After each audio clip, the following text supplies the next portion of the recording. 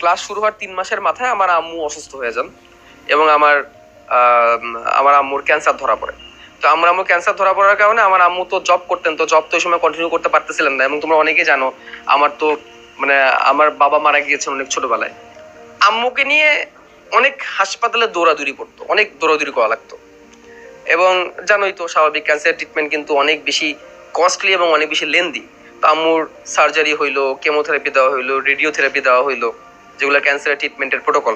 ততদিনে কলেজ মোটামুটি 6 মাস আগায় গেছে এবং মাঝখানে 2-3 মাস আমি কিন্তু পড়ালেখা করতে পারিনি আমার আম্মুর ট্রিটমেন্টের পিছনে দৌড়াদৌড়ি করার কারণে। তার মানে কলেজ শুরু হলো 2 মাস আমি ভালো করে পড়াশোনা করছি, বা তখন রিয়েলাইজ করতে পারতেছি যে আমার পড়া গ্যাপ পড়তেছে। এবং তারপরে আম্মুর ক্যান্সার ধরা পড়লো, এরপরে 3 মাস আমি তেমন পড়ালেখাই করতে পারিনি, রেগুলার কলেজও যেতে পারিনি আমি ওই টাইমটায়। আমার একটা ভালো গ্যাপ পড়ে গেছিল। এবং 6-7 মাস শেষ করার পরে আমি দেখলাম যে কলেজে 6-7 মাস ক্লাস হয়ে গেছে, কলেজে এখন একটা টেস্ট এক্সাম নিবে, মানে যেটাকে হাফ ইয়ারলি এক্সাম বলে, এবং আমার হাফ ইয়ারলি এক্সামের সিলেবাস 30% শেষ হয়নি। এরকম একটা সিচুয়েশন আমি পড়ে গেছি এবং আমি যাই ধরি কোনো কিছু আমি পারি না। ওই আমি ম্যাথ এবং ফিজিক্স